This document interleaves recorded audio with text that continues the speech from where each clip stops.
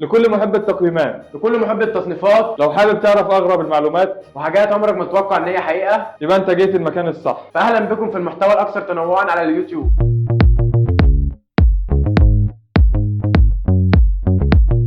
اعتمدنا في تصنيفاتنا على 1.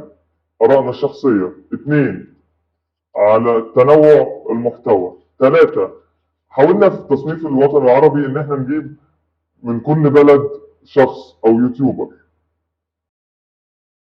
5 و5 هو اسم برنامجنا، وبرضه فكره برنامجنا بيقدم محتوى متنوع زي أغلى 5 أكلات في العالم، وارخص 5 اكلات في العالم، أنجح 5 انتقالات في تاريخ كرة القدم، وافشل 5 انتقالات في تاريخ كره القدم، أنجح 5 أفلام في التاريخ. وافشل 5 افلام في التاريخ. بس النهارده عشان أول حلقة لينا فمش هينفع يكون فيها أسوأ، تكون أفضل. بس النهارده هنقدم أفضل 5 يوتيوبرز على مستوى الوطن العربي. وافضل 5 يوتيوبرز في مصر، وقائمتنا هتبتدي بيه محمد عدنان. محمد عدنان هو يوتيوبرز فلسطيني مواليد 1988، اكتر من 7 مليون مشترك على قناته على اليوتيوب. محمد عدنان بيقدم محتوى رياضي بالمشاركه مع عبد الله الغفري. محمد عدنان هو موسوعه كره القدم زي ما بيلقبوا شباب الوطن العربي. محمد عدنان هو الارقام، هو التاريخ، هو الاحصائيات. مين فينا بيحب كره القدم وما بيحبش محمد عدنان؟ بالنسبه لرقم 5 في اليوتيوبرز المصريين كان معانا هو عمرو نصوحي مواليد 83. طبعا عمرو نصوحي طبعا كره القدم عنده اكتر من 2.5 مليون مشترك على قناه اليوتيوب. طبعا عمرو نصوحي بيمتاز بحته الاختلاف، بيدور بيشوف ايه اللي ما اتعملش ويعمله. طبعا اكتر دلوقتي محتوى ترفيه، محتوى تحديات، بيعمل تحديات من الملعب، تحديات معلومات كره القدم من الاستوديو. طبعا عمرو نصوحي دايما مرجع لناس كتير من اليوتيوبرز اللي حواليه، بجد شابوه جدا عمرو نصوحي. رقم 4 في قائمتنا هي شفا. طفلة شفا هي أصغر حد في قائمتنا النهاردة، مواليد 2011. وبالصدفة طفلة شفا هي أكتر حد في الوطن العربي عنده متابعين على يوتيوب، عندها 38 مليون متابع. طفلة شفا كويتية مقيمة بالإمارات، بتقدم محتوى للأطفال، بتقدم نصايح، بتقدم أسلوب تربية حديث. مين فينا ما يتمناش إن بيته يكون شغال فيه شفا؟ بالنسبه لرقم 4 في اليوتيوبرز المصريين كان معانا هو احمد ابو زيد مواليد 92. طبعا محتوى احمد ابو زيد في اليوتيوب هو محتوى تعليمي اكتر حاجه، بيقدم محتوى برضه عن البودكاست، بيتكلم في اللغه الانجليزيه، عنده اكتر من 7 مليون مشترك على قناه اليوتيوب. طبعا احمد ابو زيد خد خطوه جريئه جدا، وهي ان هو ساب عالم هندسه اتجه لمجال اليوتيوب. طبعا الخطوه دي تحسب له،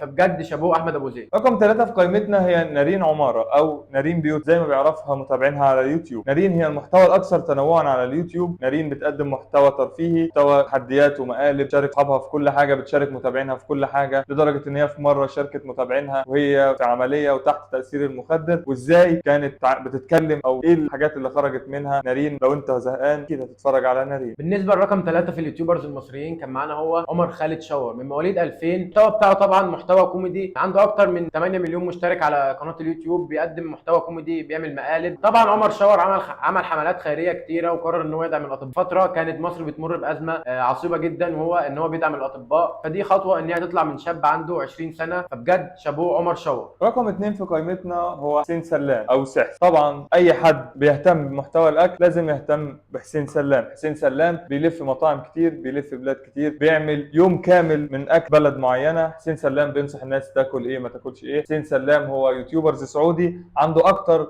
من 8 مليون مشترك على يوتيوب. حسين سلام لو أنت جعان اتفرج على حسين سلام. بالنسبه لرقم 2 في اليوتيوبرز المصريين كان معانا هو عمرو شريف مواليد 92. عنده اكتر من 1.5 مليون مشترك على قناه اليوتيوب بتاعته. المحتوى بتاعه طبعا محتوى اكل، بيلف بلاد كتير، بيرشح مطاعم كتير قوي للناس. قرر ان هو يعمل برضه وصفات باسم عمرو شريف، بينصح الناس ان هي تعملها، فبجد شابوه عمرو شريف. رقم 1 معانا في قائمتنا هم الأخوين قدس، صهيب قدس وفارس قدس. هما 2 سعوديين، هما ملهمين لأكتر من شخص على يوتيوب. طبعا برنامج مراتب، برنامج توب 5، برامجهم ومحتواهم المتنوع. لو بتحب أي مجال أكيد هتلاقيه موجود عند الأخوين قدس. لو بتحب المحتوى الرياضي هتلاقيه موجود، المحتوى الفني، تاريخ، جغرافيا، بتحب السفر، بتحب أي حاجة، كل ده موجود في مراتب. طبعا دي الفكرة اللي احنا مستوحين منها برنامجنا، نحاول نعملها بشكل مختلف. بالنسبه لرقم 1 فاحنا قررنا نكون رقم 1. طبعا البرنامج بتاعنا اسمه شابوه يمان، بنقدم محتوى كتير جدا، محتوى عن كره القدم، تحديات في معلومات كره القدم، محتوى عن الاكل، المحتوى اللي احنا بنقدمه فلو عجبك السلسله ديت اكتب لنا في الكومنتات حابب تسمع تقييمات عن مين تاني. طبعا التصنيفات اللي احنا عملناها هي تصنيفات بناء على آرائنا احنا الشخصية. ممكن